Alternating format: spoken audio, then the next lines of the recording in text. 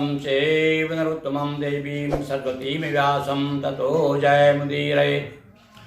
नर्मदापुरं सुविख्यातं रेवाया दक्षिणे तटे सेवाश्रमे सुराजिता देवी नर्मदायै नमो नमः। या देवी सर्वभूतेषु शक्तिरूपेण संस्थिता नमस्तस्यै नमस्तस्यै नमस्तस्यै नमो नमः। प्रिय सज्जनों, अभी देवी भागवत के अंतर्गत विगत दिवस हम व्यास परिवार परिचय करा रहे हैं, वेद व्यास जी का परिवार, और इस परिवार के ही कारण इस प्रकार से आगे जाकर के भाई भाइयों में महाभारत होता है। और वह महाभारत की कथा अब हम आपको संक्षेप में सुनाते हैं। देखिए, इससे अधिक संक्षेप तो हो नहीं सकता। आज मैं अपने संक्षेप को कुछ दोहों के माध्यम से आपके सामने ये महाभारत की कथा सुना रहा हूँ। और गत कथा में हमने आपको सुनाया कि पांडु और धृतराष्ट्र किस प्रकार से उनके फिर बाद में बच्चे होते हैं, तो उनके बच्चे भी कैसे निकलते हैं वो देखिए। पांडु लोग से पीड़ित था, इसलिए उसके भी जो है देवताओं के द्वारा 5 पुत्र हुए और धृतराष्ट्र के हुए 100 पुत्र।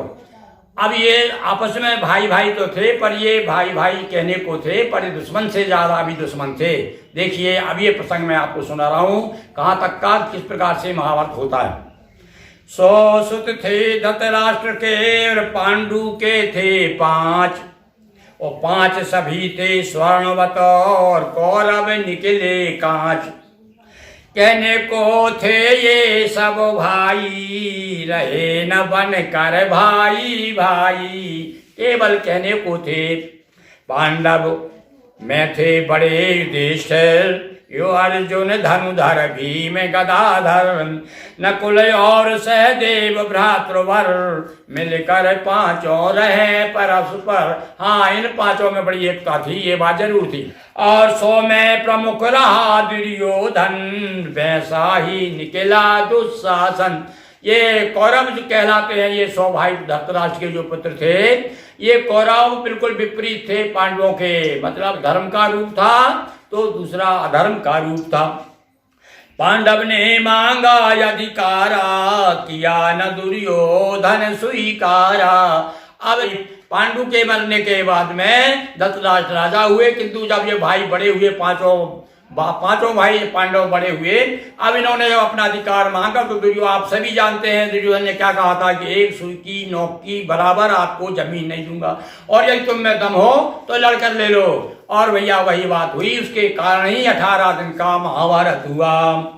हमारे मिटने तत्पर सब भाई, बड़ी भयंकर हुई लड़ाई। बड़ी लंबी कथा है, और इसको जमीन जायदाद के कारण, अपने राज्य के कारण भाइयों में लड़ाई होती है। और उस लड़ाई में विशेष भूमिका किसकी रहती है? देखिए,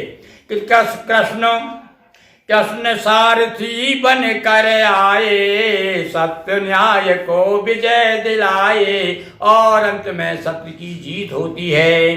दिया देश को नव संदेशा, कहा गया गीता उपदेशा। और भैया महाभारत की सबसे बड़ी पूर्ण यदि कोई कृति है, कोई संदेश है, जीवन को सुधारने वाला कोई मंत्र है, तो वो मंत्र हमारे भगवान श्री कृष्ण ने महाभारत युद्ध के दौरान कुरुक्षेत्र के मैदान में गीता का संदेश दिया। अर्जुन निज अधिकार न छोड़ो। संक्षेप में हम बता रहे हैं कि क्या कहा था भगवान ने, कि अर्जुन निज अधिकार न छोड़ो, तथा कर्म से मुंह ना मोड़ो। ओ कर्तव्य सामने अपना, अपनों को भी समझो सपना। ओ कर्तव्य सामने अपना, और अपनों को भी समझो सपना। और कब सपना समझो? जब सामने अपना कर्तव्य आ जाए, तो कर्तव्य के आगे सब कुछ भूल जाना चाहिए। कर्म करो कर्तव्य मान कर, लेकिन अनासक्त ही बनकर। कर्म जरूर करो, फलासा त्यागो, कर्म करो फलासा त्यागो। और कहना बड़ा कठिन है, कठिन जरूर है, पर भगवान ने उसका भी उपाय बता दिया कि किस प्रकार से हम मन को वश में कर सकते हैं। कि मन जो है अभ्यास करते करते मन वश में हो जाता है। तो लेकिन अनासक्त ही बनकर, कर्म करो फल आशा त्यागो, और मोह निशा को त्यागो जागो। संदेश अर्जुन के माध्यम से हम सब प्राणियों के लिए भगवान कृष्ण ने संदेश दिया।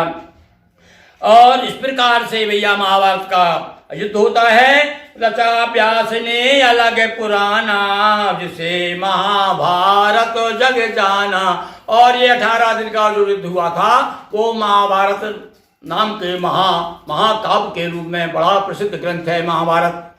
दिवस 18 हुई लड़ाई, सत्य कृष्ण ने विजय दिलाई। भगवान श्री कृष्ण क्या थे, वो सत्य के ही रूप थे। उन्होंने विजयी ना होते तो पांडवों का जीतना बड़ा कठिन था। कौरव सभी गए रण मारे, पांडव थे सब कृष्ण सारे।